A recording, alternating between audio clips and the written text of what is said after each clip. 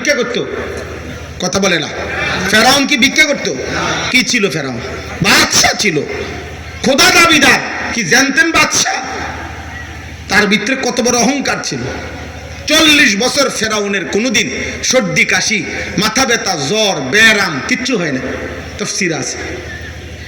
এই ফেরাউন দুনিয়া তো ভোগ করছে, কিন্তু আল্লাহর এই নাফরমান আজকে 1000 বছর পরেও তো পৃথিবীর মানুষ, সারা ইউরোপের কোন কাফের বেঈমানরাও তাদের পোষা কোন কুত্তার নামও রাখে না। ফেরাউন কুত্তার নাম, ফেরাউনের নাম কোন কুত্তার নামও নাই।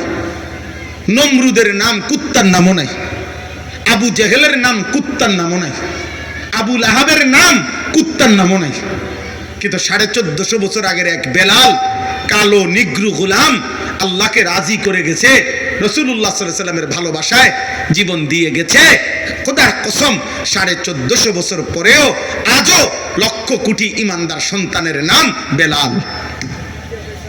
বেলাল আছে? কথা বলে না। নমরুদ আছে, ফেরাউন আছে, আবু জাহেল আছে, তো তুমি থাকবা কেমনে? এই না ফরমান, বেডি দেখো, নারী দেখো, অস্থির ছবি দেখো, চুল রাখছো বেঈমান মুশরিকের মতো। আল্লাহ কই, রাসূল কই, সেজদা কই, নামাজ কই, হালাল কই, হারাম কই? হ্যাঁ, আল্লাহ আমাদেরকে মাফ করে দেন, আল্লাহ আমাদেরকে কবুল করে নেন।